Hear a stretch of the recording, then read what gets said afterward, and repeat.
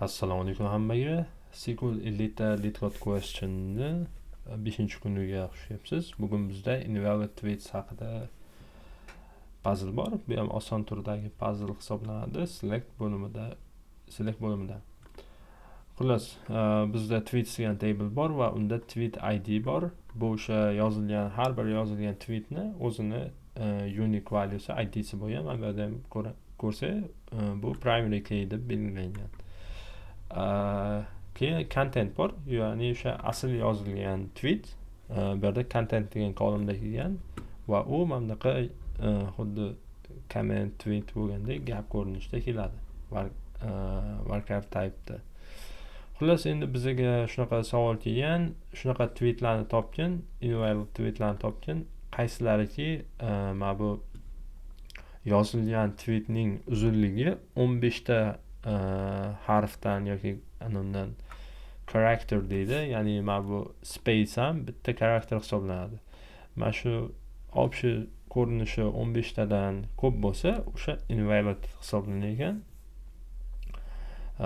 Demak, endi biz query yozishimiz kerak. Mana shuni uzunligi 15 tadan ko'p bo'lsa, o'shalarning ID'sini chiqarib bersin. Xo'p, men database'ga table'ni create qildim, yaxshiroq tushunarliroq bo'lishi uchun.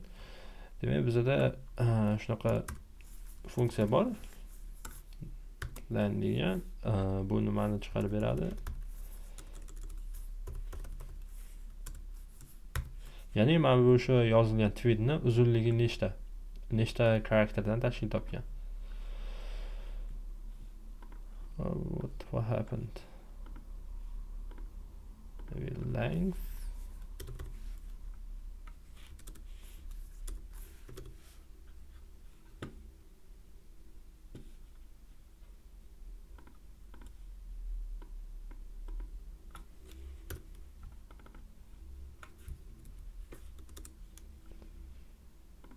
Xo'p. Har xil dasturlash tillarida har xil turdagi funksiyalar nomlanadi. Misol uchun SQL Serverda, MS SQL Serverda mana bu просто len deb yozilsa, men hozir SQLite ishlatib turganim uchun bu ham bunda o'sha len funksiyasi bu yerda to'liq nom bilan length deb kelgan ekan. O'shaning uchun xatolik berdi. Endi mana ko'rsak, mana bu birinchi yozilgan tweet 11 ta karakterdan iborat ekan. Keyingi yozilgan tweetda esa 33 ta. Demak, mana bu 15 tadan ko'pmi? Demak, bu biz uchun invalid. Endi shunaqa filtr yozamiz. Where mana shu narsa uzunligi katta bo'lsa 15 dan. Mana bu yerda nimaga katta yoki teng qo'ymadim? Chunki mana bu yerda strictly greater than 15 deb yozib qo'yibdi. Ya'ni qat'iy 15 dan katta bo'lsin. Ya'ni at least demagan, qat'iy degan. Shuning uchun teng qo'ymadim. Endi faqat tweet ID ni so'ragani uchun bu yerda tweet ID yozib qo'yaman. Tweet ID yozib qo'yaman. Ishlataman. Mana ikkinchi tweet ID chiqdi. Endi buni copy qilaman-da. Paste qilaman. Bu katta ehtimol error beradi, chunki SQL Serverda men buni tanlaganim uchun bu yerda SQLite bormikan, yo'qmi? Len qilib qo'ydik, submit qilishdan oldin. Mana endi chiqdi. Chunki boya aytganimdek, har bir database'ni o'zini tili bor. SQL uchun ham standart emas, ba'zida funksiyalarning nomi har xil bo'lib qoladi. Xo'p, submit qilamiz.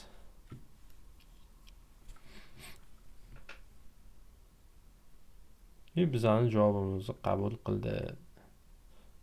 Yaxshi javob ham xuddi biznikidek, prosta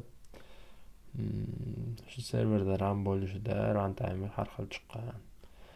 Xo'p, biz select bo'limini tugatdik. Endi join qismiga o'tamiz. Bizda taxminan 10 tacha puzzle bor.